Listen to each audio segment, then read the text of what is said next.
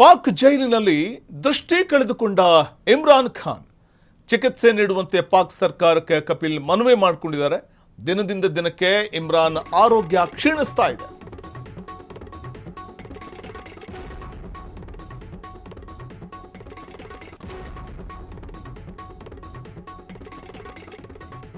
ಪಾಕ್ ಜೈಲಿನಲ್ಲಿ ದೃಷ್ಟಿ ಕಳೆದುಕೊಂಡ್ರು ಇಮ್ರಾನ್ ಖಾನ್.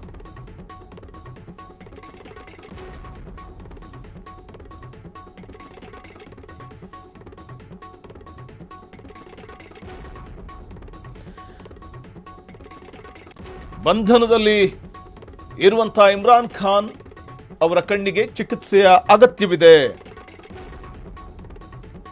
ಪಾಕ್ ಜೈಲಿನಲ್ಲಿ ದೃಷ್ಟಿ ಕಳೆದುಕೊಂಡ ಇಮ್ರಾನ್ ಖಾನ್ ಚಿಕಿತ್ಸೆ ನೀಡುವಂತೆ ಪಾಕ್ ಸರ್ಕಾರಕ್ಕೆ ಕಪಿಲ್ ಮನವಿ ಮಾಡಿಕೊಂಡಿದ್ದಾರೆ.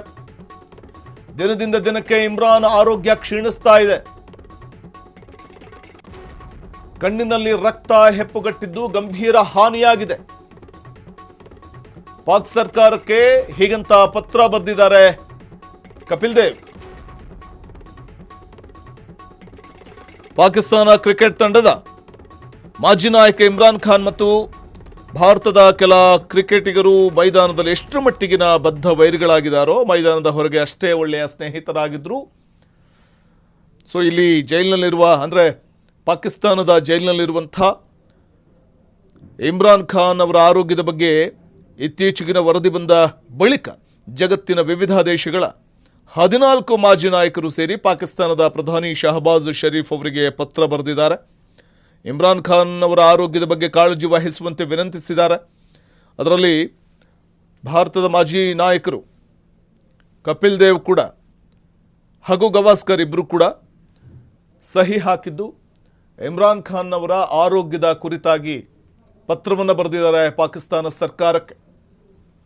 ಚಿಕಿತ್ಸೆ ನೀಡುವಂತೆ ಪಾಕ್ ಸರ್ಕಾರಕ್ಕೆ ಮನವಿ ಮಾಡಿಕೊಂಡಿದ್ದಾರೆ. ದಿನದಿಂದ ದಿನಕ್ಕೆ ಇಮ್ರಾನ್ ಖಾನ್ ಆರೋಗ್ಯ ಕ್ಷೀಣಿಸ್ತಾ ಇದೆ. ಬಂಧನದಲ್ಲಿದ್ದಾರೆ ಅವರು. ಇದರ ನಡುವೆ ಕಣ್ಣಿನಲ್ಲಿ ರಕ್ತ ಹೆಪ್ಪುಗಟ್ಟಿದ್ದು ಗಂಭೀರ ಹಾನಿಯಾಗಿದೆ ಕಣ್ಣಿಗೆ.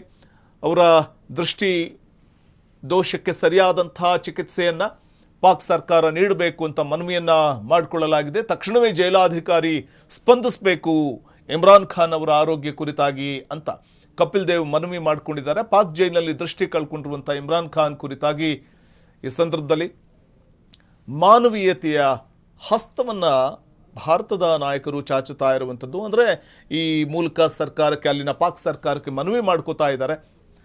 ತಕ್ಷಣವೇ ಜೈಲಾಧಿಕಾರಿ ಸ್ಪಂದಿಸಬೇಕು ಅಂತ ಕೂಡ ಮನವಿ ಮಾಡಿಕೊಂಡಿದ್ದಾರೆ ಕಪಿಲ್ ದೇವ್. ಕ್ಷಣ ಕ್ಷಣದ ಸುದ್ದಿಗಳಿಗಾಗಿ ಫ್ರೀಡಂ ಟಿವಿ ಸಬ್ಸ್ಕ್ರೈಬ್ ಮಾಡಿ, ಲೈಕ್ ಮಾಡಿ ಹಾಗೂ ಫಾಲೋ ಮಾಡಿ. ಹೊಸ ಸುದ್ದಿಗಳ ನೋಟಿಫಿಕೇಶನ್ಗಾಗಿ ಬೆಲ್ ಐಕಾನ್ ಮೇಲೆ ಕ್ಲಿಕ್ ಮಾಡಿ.